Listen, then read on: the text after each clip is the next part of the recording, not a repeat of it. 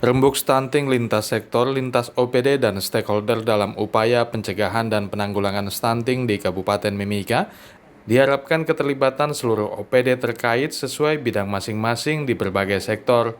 Hal tersebut dikatakan Bupati Mimika Eltinus Amaleng dalam arahannya.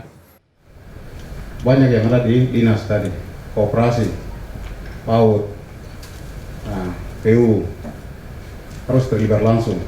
Kenapa program nasional itu katakan bahwa desa masuk ke pembangunan itu mulai dari desa ke kota. Dengan peran kita seperti apa untuk melihat itu? Belum yang di Oya, belum yang di Jila, belum di Alama sana. Perlu tim yang seperti Pak Kepala Dinas bentuk itu luar biasa. Juga kita yang lain, apa pimpinan-pimpinan yang terkait PU, pendidikan, koperasi, perlu juga terlibat dengan TNI Polri. Satu hal yang Bapak Ibu harus pikir, itu masyarakat sana yang tidak puas dengan pembangunan. Hal yang besar, mereka terima KKSP, minta tolak otonomi khusus, karena tidak puas dengan pembangunan. Itu harus pemerintah, kita harus perhatikan di sana.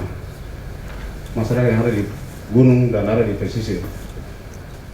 Menyikapi angka stunting di Kabupaten Mimika yang terdata mencapai 11,8%, pemerintah pusat menetapkan Kabupaten Mimika menjadi salah satu dari 3 kabupaten di Provinsi Papua sebagai kabupaten percontohan pencegahan dan penanggulangan stunting yang nantinya diharapkan dapat menjadi target keberhasilan yang diharapkan.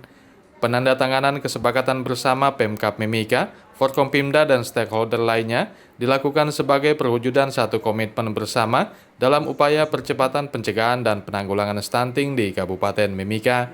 Diperjelas Kepala Dinas Kesehatan Kabupaten Mimika Renol Ubra dalam jumpa pers usai rembuk stunting yang digelar, stunting saat ini menjadi masalah yang patut disikapi mengingat dampak serius di masa mendatang yang juga turut mempengaruhi pembangunan di Mimika.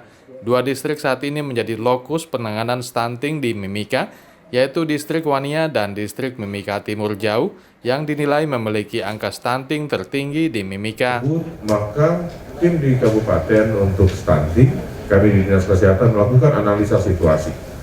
Bagaimana stunting? Dari data-data yang ada terlihat bahwa ada 2 distrik, satu di wilayah kota yaitu Distrik Wania, Kampung Nawaripi dan Kampung Maukojaya, memiliki jumlah anak stunting itu sebesar 24%, hampir 25%. Sementara ada di wilayah distrik di wilayah terpencil yaitu Distrik Mimika Timur Jauh, prevalensi stunting mencapai 35% lebih. Artinya bahwa stunting saat ini menjadi masalah. Masalah seperti apa? Gangguan tumbuh kembang, gangguan intelektual, dan juga bisa menjadi penghambat dalam pembangunan di masa depan. Dan hari ini telah disepakati untuk 2 distrik, yaitu Distrik Wania dan Distrik Mimika Timur Jauh dijadikan lokasi khusus untuk program pencegahan stunting. Apa yang menjadi penyebab? Kalau kita lihat penyebabnya, kita melihat dari 2 aspek, yaitu aspek dari intervensi spesifik. Intervensi spesifik lebih mengarah kepada faktor akses pelayanan kesehatan preventif dan kuratif. Di sana terlihat cakupan pelayanan mulai dari remaja putri yang menerima tablet besi, kemudian ibu hamil yang menerima pelayanan antenatal care sampai bersalin, kemudian intervensi PMT pada baduta dan juga balita itu masih sangat rendah.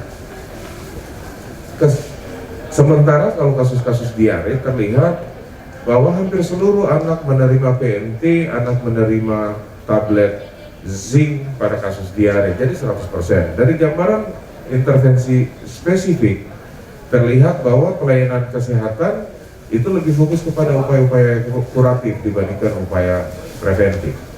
Kemudian bidang penyebab yang tidak langsung atau intervensi sensitif. Ternyata kita lihat, dan sebenarnya ini memberikan gambaran untuk wilayah distrik, terutama di daerah distrik terpencil maupun sangat terpencil, penyebab utama adalah akses akan air bersih, air minum, dan sanitasi. Ini menjadi persoalan yang mendasar. Kita tahu bahwa sampai hari ini wilayah-wilayah yang tidak ada akses air bersih itu kasus diare, penyakit kulit pasti akan jauh lebih tinggi, TBC akan jauh lebih tinggi. Faktor yang kedua adalah faktor lingkungan, terutama lingkungan pendidikan. Masyarakat belum diintervensi, orang tua belum diintervensi, apa pentingnya gizi bagi anak, apa pentingnya gizi bagi remaja putri, termasuk anak-anak PAUD, pendidikan anak usia dini. Ini intervensi pada kampung-kampung ini hampir tidak ada. Kemudian penyebab yang ketiga adalah akses pangan bergizi. Kita lihat ada raskin, kan tidak mungkin untuk mendapat bagaimana makanan yang bergizi hanya dengan beras. Sustainability, keberlanjutan dari pangan bergizi belum tersedia secara baik pada wilayah-wilayah, terutama 2 wilayah yang kasus stuntingnya tinggi. Dan faktor yang keempat adalah faktor jaminan sosial. Dari jaminan sosial terlihat bahwa pemerintah daerah telah mengintegrasikan Jamkesda kepada JKN KIS. Kemudian BLT terlihat, BLT cakupannya di atas 80%. Namun yang menjadi soal adalah bantuan pangan yang non tunai. Jadi masalah stunting di Timika ini secara kompleks dan harus memang diselesaikan secara bersama-sama atau secara konvergensi.